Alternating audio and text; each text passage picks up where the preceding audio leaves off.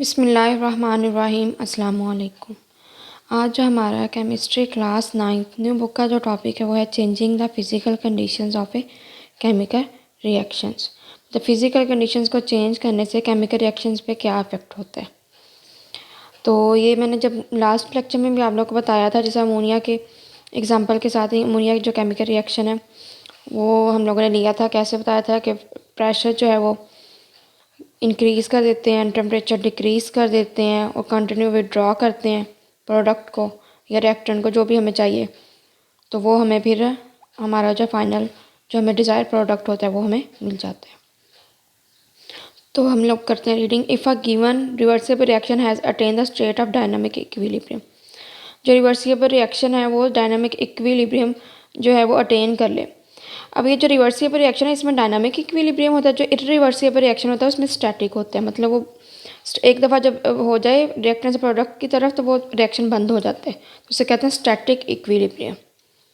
तो यहाँ पे ये है if a given reversible reaction has attain the state of dynamic equilibrium. यहाँ पे जो रिवर्सिबल रिएक्शन है जब वो स्टेट अटेन कर ले डायनामिक इक्विलिब्रियम की, it will remain in this state for infinite time unless. तो ये जो है ये सेम ही रहता है, इसके इस स्टेट में रहता है जब तक उसे हम डिस्टर्ब ना करें, अनलेस इट्स समहाउ डिस्टर्ब। तो तब तक ही रहता है जब तक हम इसे डिस्टर्ब ना करें। बेशक वो हम साल ना करें, 2 दिन ना करें या 1 घंटा ना करें, वो तब तक जब तक डिस्टर्ब नहीं करेंगे तब तक वो एज इट इज़ उसका डायनामिक इक्विलिब्रियम स्टेट रहेगी। रिवर्सिबल केमिकल सिस्टम में be disturb in the following possible ways. जो रिवर्सिबल केमिकल सिस्टम है या केमिकल रिएक्शन है तो उसे इन जो 5 पॉसिबिलिटीज़ हैं इन वे से डिस्टर्ब कर सकते हैं। एडिंग और विदड्रॉइंग वन और more of the reactant species. अगर तो ऐड कर दें या विदड्रॉ कर लें, मतलब निकाल लें रिएक्टेंट स्पीशीज़ को एक या एक से ज़्यादा। इसी तरह सेम फिनोमेना प्रोडक्ट के साथ एडिंग और विदड्रॉइंग वन और more of product of the product species. तो ऐड भी कर दें वन या एक से ज़्यादा या विदड्रॉ कर लें। Changing the temperature of the reaction. Reaction का जो टेम्परेचर है उसे चेंज करने से क्या इफेक्ट होता है।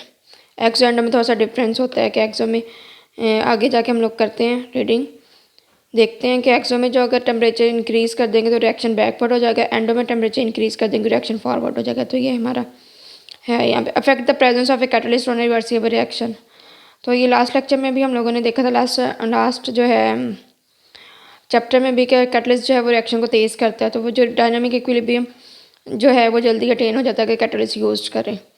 मतलब जो 1 दिन में होता है वो 1 घंटे में हो जाता है, क्योंकि ये एक्टिवेशन एनर्जी को भी कम कर देता है और जो ट्रांजिशन स्टेट है उसकी भी जो पीक है वो नीचे ले आता है, उसकी जो एनर्जी है उसको भी कम कर देता है। Changing the pressure of the reaction. अगर जो रिएक्शन का प्रेशर है उसे भी चेंज कर दे इफ़ इट इन्वॉल्व्स रिएक्टेंट और the products in the gaseous state. अगर रिएक्टेंट प्रोडक्ट गैस के स्टेट में हो तो प्रेशर को चेंज करें तो फिर इन पर इफेक्ट होता है और जो नंबर ऑफ मोल्स भी चेंज हों फिर होता है ज़्यादा।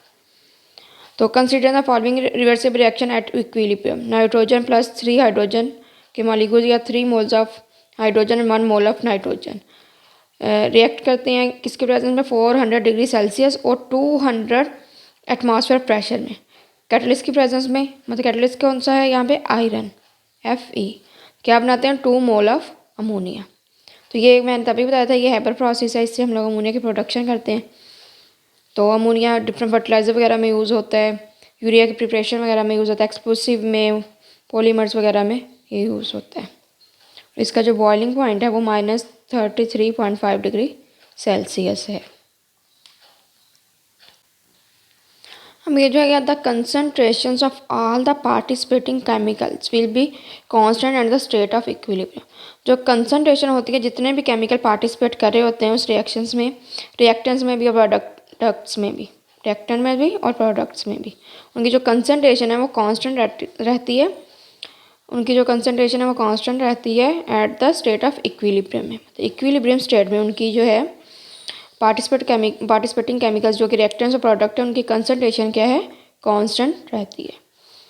तो if we add more nitrogen gas in the mixture its concentration will increase. अब हम जो रिएक्टेंट लें, मतलब रिएक्टेंट में जो नाइट्रोजन है और हाइड्रोजन है हमारे पास है प्रोसेस में, जैसे ये देखिए रिएक्टेंट में अब ये जो है, ये देखिए जो रिएक्टेंट में नाइट्रोजन है अब ये मतलब हम लोगों ने लिए और हाइड्रोजन रिएक्टेंट में लिया। अब वो ये कह रहे हैं कि अगर रिएक्टेंट्स में जो है नाइट्रोजन और ऐड कर दें, मतलब इसकी कंसनट्रेशन बढ़ा दें, विल इंक्रीज़ कर दें, the reaction will no longer maintain its state of equilibrium. अब ये इक्विलिब्रियम इसका डिस्टर्ब हो जाएगा। अब जो इक्विलिब्रियम स्टेट में था वो नहीं रहेगा। अब दोबारा वो जो रिस्टोर करने के लिए इक्विलिब्रियम जो स्टेट है, तो जो अब ऐड किया रिएक्टेंट में, तो ये जो है प्रोडक्ट में कन्वर्ट हो जाएगा। जब तक ये इतनी जितनी ऐड की उतनी दोबारा प्रोडक्ट में चेंज ना हो जाए, तो इक्विलिब्रियम अटेन तब तक नहीं होगा। तो वो जो अपने आप को मेंटेन करने के लिए फिर दोबारा वो प्रोडक्ट में चेंज कर देगा। तो जो नाइट्रोजन है अमोनिया हाइड्रोजन के साथ रिएक्ट करके अमोनिया बना देगा। तो बट प्रोडक्ट की अमाउंट भी ज़्यादा हो जाएगी और इससे नाइट्रोजन की भी जो है इनकी जो कंसनट्रेशन है फिर वो एक इक्विलिब्रियम में कांस्टेंट हो जाएगी। तो its concentration will increase and the reaction will no longer maintain its state of equilibrium. जो कंसनट्रेशन है नाइट्रोजन की वो इंक्रीज कर जाएगी और जो रिएक्शन है वो अपनी इक्विलिब्रियम स्टेट मेंटेन नहीं कर सकेगा। To restore the equilibrium state again, तो जो इक्विलिब्रियम जो है स्टेट को अगेन रिस्टोर करने के लिए क्या कहते हैं, nitrogen will react with hydrogen to produce more ammonia. तो नाइट्रोजन जो है हाइड्रोजन के साथ रिएक्ट करके तो अमोनिया और बनाना शुरू कर देता है, produce more ammonia. This change will go on until a new state of equilibrium is reached at which the concentration of all species will again become constant। तो ये तब तक कंटिन्यू रहता है जब तक फिर न्यू एक इक्विलिब्रियम स्टेट गेन ना कर ले। तो उसमें भी फिर जो कंसनट्रेशन ऑफ ऑल स्पीशीज है वो रिमेन कांस्टेंट रहती हैं। मतलब थोड़ा सा टाइम लगता है, उसके बाद फिर वो अपनी जो है इक्विलिब्रियम स्टेट अटेन कर लेते हैं और अपनी कंसनट्रेशन जो है वो कांस्टेंट कर लेते हैं। These new concentrations will however be different from the concentrations of the earlier equilibrium state। अब इक्विलिब्रियम स्टेट तो सेम है, मतलब दोनों की पहले भी इक्विलिब्रियम स्टेट थी और अब भी, लेकिन इनमें फ़र्क क्या पड़ा है, अब इनकी जो कंसनट्रेशन है वो थोड़ी सी वेरी करेगी। जो पहली कंसनट्रेशन पे जो था इक्विलिब्रियम वो कम थी, अब हमने नाइट्रोजन ऐड किया, जाहिर सी बात है तो कंसनट्रेशन भी इंक्रीज़ कर गई है। तो अभी हमें जो कंसनट्रेशन इंक्रीज़ कर गई है तो अब है तो इक्विलिब्रियम स्टेट पे कांस्टेंट ही सबकी रिएक्टेंट्स की केमिकल, लेकिन जो पहले इक्विलिब्रियम स्टेट थी हमारे पास उसमें कम थी और इसमें कंसनट्रेशन ज़्यादा हो गई हैं, लेकिन हैं कांस्टेंट यहाँ पे भी, पहले में भी कांस्टेंट थी यहाँ पे भी कांस्टेंट है इक्विलिब्रियम स्टेट पे। तो वो मतलब वो वेरी कर गई हैं। तो the new concentration will however be different from the concentration of the earlier equilibrium state. तो जो पहले इक्विलिब्रियम स्टेट था उससे जो न्यू कंसनट्रेशन है इस जो न्यू अटेन हुआ है केमिकल इक्विलिब्रियम उससे डिफरेंट होंगी। Now let us disturb the equilibrium again by withdrawing some of the ammonia gas form. अब जो है वो फिर डिस्टर्ब करें इक्विलिब्रियम को दोबारा। अब क्या करना है कि विड्रॉ कर लेना है, ये अमोनिया को निकाल लेना है, जो गैस बन रही है ना अमोनिया इसको निकाल लेना है। तो अब वही है, अब इसको निकालेंगे तो वो फिर जो रिएक्टेंट जल्दी रिएक्ट करेंगे दोबारा प्रोडक्ट बनाते जाएंगे, तो वो फिर वो एक ऐसा पॉइंट आएगा कि इक्विलिब्रियम दोबारा अटेन कर लेगा। As a result its concentration will decrease. तो इस अमोनिया निकालते रहेंगे तो जाहिर सी बात है इसकी कंसनट्रेशन कम होती रहेगी। तो to restore the equilibrium state, तो इक्विलिब्रियम स्टेट को दोबारा रिस्टोर करने के लिए more nitrogen and hydrogen will react to produce ammonia. तो जो नाइट्रोजन और हाइड्रोजन है ये जब दोबारा रिएक्ट करते रहेंगे और फिर अमोनिया बनाते रहेंगे जब तक इक्विलिब्रियम स्टेट दोबारा अटेन ना हो जाए। When the state of equilibrium is reached again, जब स्टेट ऑफ इक्विलिब्रियम जब दोबारा जो है रीच ना हो जाए, मतलब अगेन रीच ना कर जाए या अगेन वो अटेन ना कर जाए equilibrium state, the concentrations of the all species will shall again become constant. तो तब तक जो कंसनट्रेशन है दोबारा कांस्टेंट ना हो जाए, तो तब तक ये जो है रिएक्शन जो नाइट्रोजन हाइड्रोजन के साथ मिलकर अमोनिया बनाता रहता है। अब देखें दो तरीके हैं इसके जो है अमोनिया की हम जो हासिल कर रहे हैं अमोनिया की हेबर प्रोसेस से, इसके दो तरीके फ़िलहाल अभी हम लोगों ने दो तरीके पढ़े हैं कि यहाँ पे अगर रिएक्टेंट ऐड कर दें, जैसे नाइट्रोजन ऐड कर दें या हाइड्रोजन ऐड कर दें, तो तब भी अमोनिया हमें ज़्यादा मिलेगा। अगर यहाँ से अमोनिया निकालते रहें, कंटिन्यू विदड्रॉ करते रहे with the interval of time, तो फिर भी वो नाइट्रोजन हाइड्रोजन के साथ रिएक्ट करके तो अमोनिया बनाता रहेगा।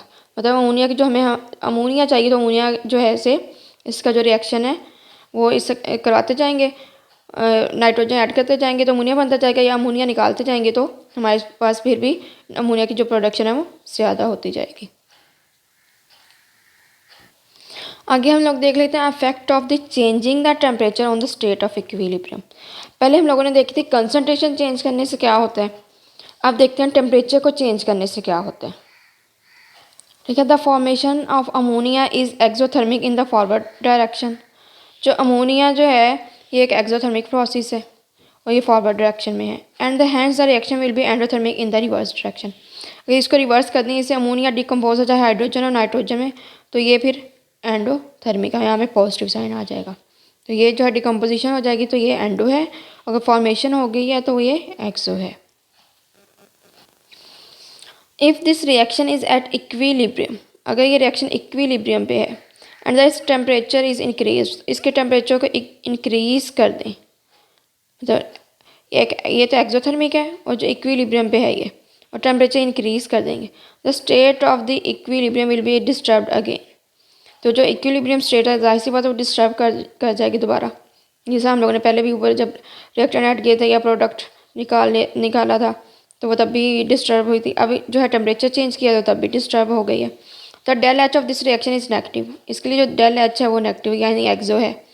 This mean that the total energy of the system containing nitrogen and hydrogen is higher than that of ammonia. इसका ये मतलब है कि ये जो total energy of the system है जो कि नाइट्रोजन और हाइड्रोजन रखता है, इनकी जो एनर्जी हाई होती है देन दैट ऑफ अमोनिया से। The increase in temperature of this reaction at equilibrium will push the reaction in the backward direction. अब एक्सो में अगर जब भी एक्सो में टेम्परेचर इंक्रीज करेंगे तो ये बैकवर्ड जाएगा, और जो एंडो में है वो टेम्परेचर इंक्रीज करेंगे तो ये फॉरवर्ड जाएगा।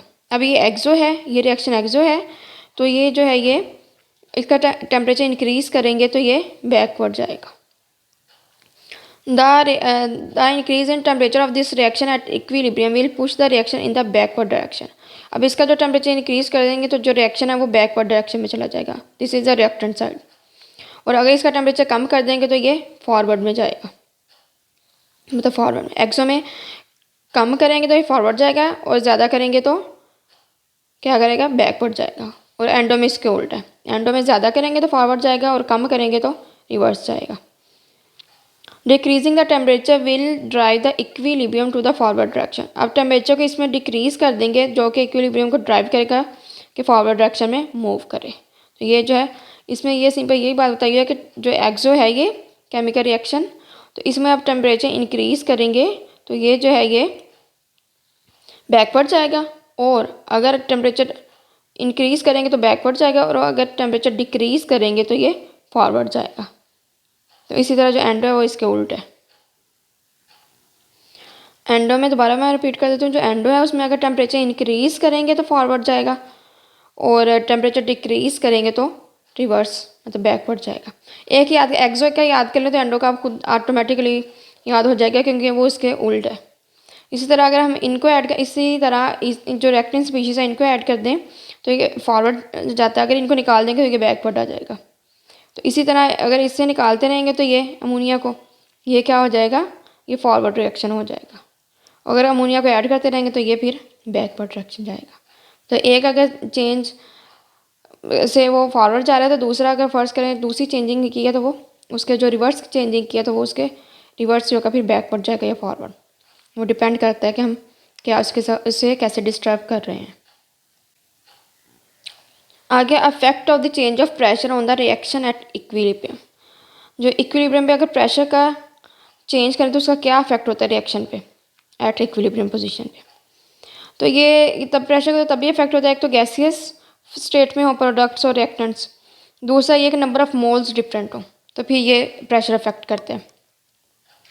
Change of pressure will disturb the equilibrium state of only those gaseous reaction in which the number of moles of the reacting gases will be different from the number of moles of the gases being produced। अब वो यही बात कर रहे हैं, एक तो gases reaction हो, दूसरा ये है कि चेंज ऑफ प्रेशर तभी इक्विलिब्रियम स्टेट को डिस्टर्ब करेगा अगर नंबर ऑफ मोल्स डिफरेंट हो। मतलब जो रिएक्टिंग स्पीशीज़ के नंबर ऑफ मोल्स हैं रिएक्टिंग जो इन गैसेस स्टेट हैं वो डिफरेंट हो number of moles of product in a gaseous state में। ठीक है, अब देखिए यहाँ पे डिफरेंट है, यहाँ पे 3 इसके 3 मोल है हाइड्रोजन का, नाइट्रोजन का 1 मोल है, तो कितने हो गए 4 मोल्स, और जो अमोनिया के कितने हैं 2 मोल्स हैं। अब ये नंबर ऑफ मोल्स डिफरेंट है तो यहाँ पे जो अफेक्ट होगा प्रेशर का अफेक्ट होगा, ये क्या है गैसियस स्टेट में। Since the formation of ammonia gas meets such a condition the state, मतलब ये जो फॉर्मेशन ऑफ अमोनिया ये इस प्रेशर का अफेक्ट होता है। The state of its equilibrium will be disturbed by changing the pressure exerted on the reaction mixture.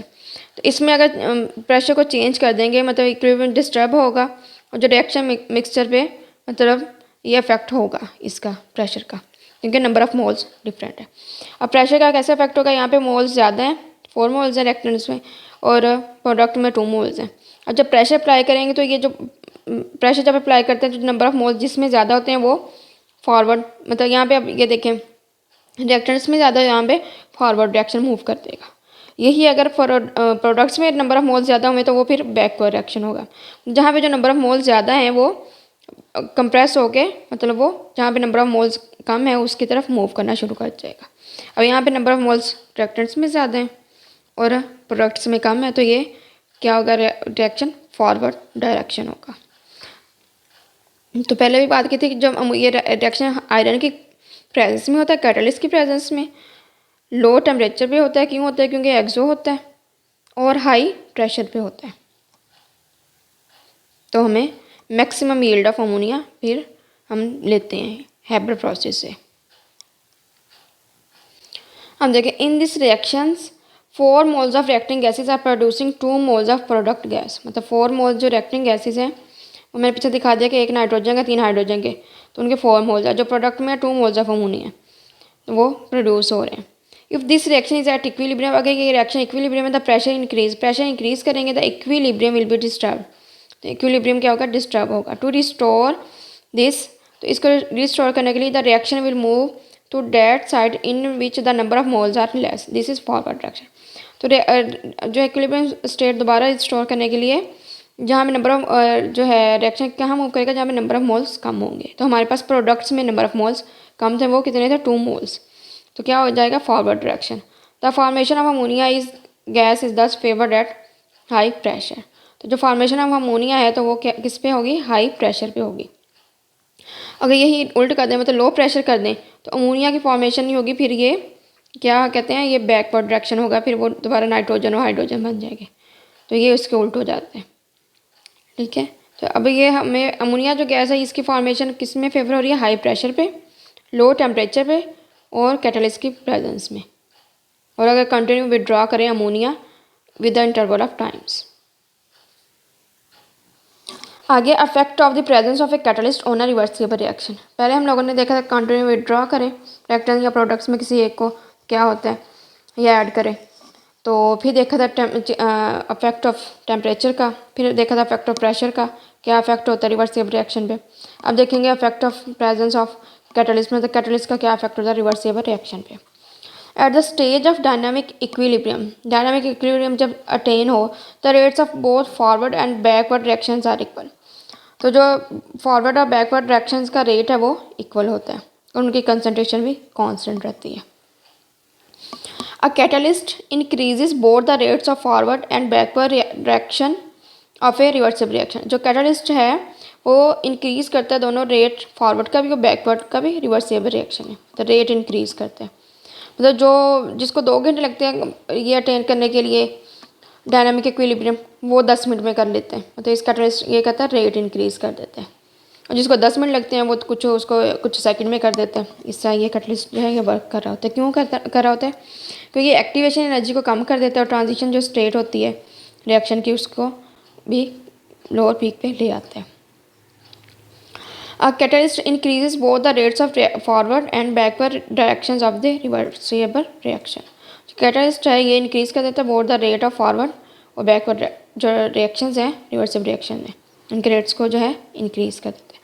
So if a reversible reaction is carried out in the presence of catalyst, अगर जो reversible reaction है वो carry out करें in the presence of catalyst में, it will decrease the time taken by the reaction to attain the state of equilibrium. तो जाहिर सी बात है जब ये रेट इंक्रीज कर देता है फॉरवर्ड और बैकवर्ड डायरेक्शन का, फॉरवर्ड और बैकवर्ड रिएक्शंस का, तो जो है ये टाइम कम लेता है, जल्दी अटेन करवा देता है इक्विलिब्रियम स्टेट। जिस तरह ये इसी रिएक्शन में हम अमोनिया रिएक्शन में हम लोग आयरन जब एज अ कैटलिस्ट ऐड करते हैं तो ये हमारा जो रिएक्शन है वो फास्ट करवा देता है, मतलब जल्दी उसमें जो है डायनामिक इक्विलिब्रियम अटेन हो जाता है। तो इसमें भी आप लोग एग्जाम्पल लिख सकते हैं, वही अमोनिया वाली जो पीछे देते आ रहे हैं। इफेक्ट ऑफ कैटलिस्ट में भी आप लोग यही एग्जांपल लिख दें और यहाँ पे साथ लिख दें आयरन। ठीक है। तो फिर आपको वो आइडिया हो जाएगा कि जो ये डायनेमिक इक्विलिब्रियम है ये जल्दी अटेन होता है, मतलब लेस टाइम में जल्दी हो जाता है इक्विलिब्रियम अटेन। आगे छोटे से उन लोगों ने एक्सरसाइज दी हुई है। Let us consider the another example of reversible reaction at equilibrium. पहले वो उन लोगों ने हमें अमोनिया के लिहाज से बताया। अब उन लोगों ने एक और एग्जांपल दे के हमसे पूछा है कि इसकी एक्सरसाइज सॉल्व करें, हमें बताएंगे क्या क्या आपको पता चला है पिछले रिएक्शंस में, पिछले टॉपिक में। Let us consider another example of reversible reaction at equilibrium. तो इक्विलिब्रियम पे एक रिवर्सिबल रिएक्शन जो है वो उसके एक अदर एग्जांपल ली है हम लोगों ने, फास्फोरस पेंटाक्लोराइड। जो फास्फोरस पेंटाक्लोराइड है ये भी एक एसिड स्टेट में decomposes according to the following equation. Decompose हो जाता है फास्फोरस ट्राइक्लोराइड में और क्लोरीन मॉलिक्यूल में। तो ये सारा जो है रिएक्शन ये गैसियस स्टेट में। According to the equation 1 mole of gaseous reactant is giving 2 moles of the product gas. Endothermic reaction. अब ये जो रिएक्शन है ये एंडोथर्मिक रिएक्शन है। पिछला जो हम लोगों ने अमोनिया वाला किया था वो एक्सोथर्मिक था। अब ये कौन सा रिएक्शन है, ये एंडोथर्मिक है। ठीक है। Keeping in view the above description of the reaction answer the following questions. मतलब जो हमने पीछे पढ़ा है उनको जहन में रखते हुए हमने इनके आंसर करने हैं। What will happen if the gas mixture is compressed. क्या होगा जब हम गैस को कंप्रेस करेंगे, मतलब हाई प्रेशर देंगे तो क्या होगा। तो अब देखें नंबर ऑफ मोल्स कहाँ ज़्यादा है और कहाँ कम है। नंबर ऑफ मोल्स यहाँ प्रोडक्ट्स में ज़्यादा हैं और रिएक्टेंट्स में कम है। अब जब प्रेशर अप्लाई करेंगे तो ये उस साइड पे जाएगा जहाँ पे नंबर ऑफ मोल्स कम होंगे, तो ये होगा बैकवर्ड डायरेक्शन में, मतलब लेफ्ट साइड में क्या होगा, अब इसे बैकवर्ड करेंगे, बैकवर्ड डायरेक्शन मूव करेगा। ये देखिए यहाँ तो लेफ्ट साइड में मूव करेगा, ये लेफ्ट साइड या backward. What will happen if we add chlorine gas to the equilibrium mixture? अब यहाँ पे जो है क्या होगा, अब इक्विलिब्रियम मिक्सचर पे क्लोरीन ऐड कर दें तो ये रिएक्शन फिर बैकवर्ड जाएगा, लेफ्ट साइड पे जाएगा, क्योंकि यहाँ पे अब कंसनट्रेशन ज़्यादा हो रही है। तो ये अपने आप को इक्विलिब्रियम मेंटेन करने के लिए, स्टेबल करने के लिए फिर ये हमारे फास्फोरस पेंटाक्लोराइड हमें देना शुरू कर देगा। तो ये फिर बैकवर्ड या लेफ्ट साइड पर जाएगा। आगे क्वेश्चन नंबर 3 है what will happen if the temperature of the reaction is increased. अगर टेम्परेचर जो है रिएक्शन का इंक्रीज कर दें तो क्या होगा। अब ये देखें सबसे पहले कि ये एंडोथर्मिक है। एंडोथर्मिक जब टेम्परेचर इंक्रीज कर देंगे ये फॉरवर्ड जाता है, मतलब राइट साइड पे जाएगा। ठीक है। अब एंडो में टेम्परेचर इंक्रीज करेंगे तो ये फॉरवर्ड जाएगा, अगर एक्सो में टेम्परेचर इंक्रीज करेंगे तो ये बैकवर्ड जाएगा। अब ये एंडो रिएक्शन उन्होंने खुद ही बता दिया है, और अगर टेम्परेचर इंक्रीज करेंगे तो ये क्या जाएगा, फॉरवर्ड यानी राइट साइड पे। तो ये रिएक्शन कहाँ जाएगा, राइट साइड पे यानी फॉरवर्ड डायरेक्शन में। आ गया इंटरेस्टिंग इन्फॉर्मेशन, तो ये आ गया अमोनिया के बारे में हमें बताया हुआ है। Industrial production of ammonia in Haber process is very useful application of the phenomena of chemical equilibrium. जो इंडस्ट्रियल प्रोडक्शन अमोनिया की हैबर प्रोसेस के जरिए वो हमारे लिए बहुत यूजफुल है। फिनोमिना ऑफ केमिकल इक्विलिब्रियम की जो है ये एप्लीकेशन है, तो ये हमारे लिए काफ़ी यूजफुल है production of ammonia from Haber process industrial scale पे। Ammonia gas leads through the formation of important fertiliser urea. Ammonia gas जो है वो हमें हेल्प करती है फर्टिलाइजर यूरिया बनाने में, इसकी फॉर्मेशन में। The ability of a ammonia gas to be converted into the liquid form easily is use to drive the reaction of completion. जो अमोनिया गैस की जो एबिलिटी है ये कन्वर्ट हो जाती है, मतलब ये इसकी एबिलिटी होती है कि ये इजीली कन्वर्ट हो जाती है लिक्विड फॉर्म में। ठीक है, जो रिएक्शन को कंप्लीट करने में हेल्प करती है। In this way practically 100% conversion of nitrogen and hydrogen to ammonia is achieved. इस वजह से कि प्रैक्टिकली हम 100% जो है नाइट्रोजन हाइड्रोजन की कन्वर्जन कर देते हैं अमोनिया में, तो इससे फिर हमें जो है 100% अमोनिया मिल जाता है। क्यों मिल जाता है, क्योंकि एबिलिटी होती है अमोनिया गैस की अपने आप को कन्वर्ट करने में, जो गैसियस फॉर्म में से लिक्विड फॉर्म में कन्वर्ट करने के लिए, ताकि रिएक्शन जो है वो जल्दी हो जाए। आगे exercise the preparation of ethyl acetate is commercially very important because it is use as a thinner in paint industry. जो एथाइल एसीटेट की प्रिपरेशन है कमर्शली वो काफ़ी इंपॉर्टेंट है बिकॉज क्योंकि it is use as a thinner in a paint industry. Paint industry में as a thinner use करते हैं इसे, तो रिमूव करने के लिए पेंट वगैरह को। तो ये है एथाइल अल्कोहल जब रिएक्ट करता है इस एसिटिक एसिड के साथ इन the presence of dilute sulphuric acid, तो हमें क्या देते हैं, एथाइल एसीटेट देते हैं और साथ वाटर देते हैं। मतलब ये एस्टर है और ये अल्कोहल की फैमिली है, ये एज़ालिक एसिड की, ये एक ऑर्गेनिक एसिड है। ऑर्गेनिक एसिड में आगे जो है फर्दर क्लास है कार्बोक्सिलिक एसिड, तो ये उसकी फैमिली से है और ये जो है एस्टर देते हैं। One way to get the better yield of the product ethyl acetate is to remove water from the reaction mixture as soon as it is found. इससे एक बेहतर तरीका है कि हम एथाइल एसीटेट की ज़्यादा से ज़्यादा प्रोडक्शन कर सकें। कैसे कि हम वाटर को रिमूव कर दें, जितनी जल्दी उस रिएक्शन मिक्सचर से करें। Suggest a suitable method to withdraw water from the reaction mixture, तो एक कोई हमें सूटेबल मेथड सजेस्ट करें जिससे वाटर इजीली रिमूव हो जाए रिएक्शन मिक्सचर से। तो ये मैं आप लोगों को बताती हूँ। इसमें मेथड जो है वो remove water from the reaction mixture is by using a drying agent और डेसिकेंट। तो जो वाटर है रिएक्शन मिक्सचर में कैसे रिमूव करते हैं, ड्राइंग एजेंट यूज़ करके या डेसिकेंट यूज़ करके। तो ड्राइंग एजेंट जो है काफ़ी ज़्यादा होते हैं, लेकिन हम लोग जो यूज़ करेंगे नॉर्मली हम लोग यूज़ जो करते हैं वो है a drying agent like calcium oxide या एनहाइड्रस कैल्शियम क्लोराइड, ये यूज़ करते हैं। Is added to the reaction mixture, जब रिएक्शन मिक्सचर में ये ऐड कर देते हैं। These substance absorb water from the reaction as it is formed. जब तो ये जो वाटर को एब्जॉर्ब कर लेते हैं जैसे जैसे वाटर बनता रहता है। रिएक्शन मिक्सर में जब ऐड कर देते हैं तो वाटर को अपने साथ बाइंडिंग कर लेते हैं जैसे जैसे वाटर इस रिएक्शन में बनता रहता है। तो इसी तरीके से फिर जो एथाइल एसीटेट है वो इक्विलिब्रियम स्टेट में हमारे पास ज़्यादा आता रहता है। हम लोगों ने ये कंडीशन पढ़ी थी ना कि कंटिन्यू विड्रॉ करें तो वो प्रोडक्ट ज़्यादा आ जाता है अगर प्रोडक्ट विड्रॉ करें। इसमें भी यही है कि वाटर आप विड्रॉ कर रहे हैं वो डेसिकेटर से, तो हमारे पास एथाइल एसीटेट की प्रोडक्शन ज़्यादा हो रही है। तो other drying agent binds to the water preventing in from staying in the mixture. जो ड्राइंग एजेंट है वो वाटर के साथ बाइंड करके क्या कहते हैं मिक्सचर में उसे स्टे नहीं करने देता, मतलब उसे रिमूव कर देते हैं। As a result the reaction is pushed to make more ethyl acetate. तो इस वजह से जो रिएक्शन है वो फॉरवर्ड मूव करता रहता है, इससे हमें एथाइल एसीटेट ज़्यादा मिलते हैं जो कि हमारे लिए ज़्यादा यूज़फुल है। क्यों होता है इसे, जैसे कि ड्राइंग एजेंट जो है वो वाटर के साथ बाइंडिंग कर लेते हैं और उसे जो प्रोडक्ट्स में रहने नहीं देता और कंटिन्यूली जो है विड्रॉ करता रहता है और एथाइल एसीटेट बनता रहता है हमारे पास। तो इसके ये कैसे मतलब हेल्प करता है हमें, by removing water from the reaction. अब रिएक्शन में जो है वाटर रिमूव कर दें वही shift the equilibrium to produce more ethyl acetate. तो इक्विलिब्रियम जो है वो फॉरवर्ड शिफ्ट होता रहता है जिससे एथाइल एसीटेट ज़्यादा बनता है। इंक्रीज द प्रोडक्ट यील्ड, जो प्रोडक्ट की जो यील्ड है वो इंक्रीज होती जाती है। दिस मेथड इज़ सिंपल, ये सिंपल मेथड है, can be done easily during the reaction, और हम लोग ईजीली रिएक्शन के दौरान कर सकते हैं। मतलब ईजी वे में ये एक अच्छा और आसान मेथड है जिससे हम लोग ईजीली मतलब वाटर रिमूव कर सकते हैं रिएक्शन मिक्सचर से, और इसमें जो है हम लोग एथाइल एसीटेट जो है वो ज़्यादा ले सकते हैं। तो ये था ड्राइंग एजेंट के ज़रिए हम लोग कैसे रिमूव करते हैं वाटर। तो अगर ये था हमारा लेक्चर, अगर किसी का क्वेश्चन है तो कमेंट सेक्शन में पूछ सकते हैं। अगर आपको लेक्चर अच्छा लगे तो आप अपने क्लास फेलोज़ के साथ शेयर करें ताकि वो भी इस लेक्चर से मुस्तफ़ीद हो सकें। अल्लाह ताला आपको दुनिया जहाँ की हर खुशी दे, अल्लाह ताला आपको लंबी ज़िंदगी दे, अल्लाह ताला आपकी ज़िंदगी में आसानियाँ पैदा करे। मिलते हैं एक नए लेक्चर के साथ, एक नई वीडियो के साथ, एक नए टॉपिक के साथ। तब तक के लिए अल्लाह हाफिज़।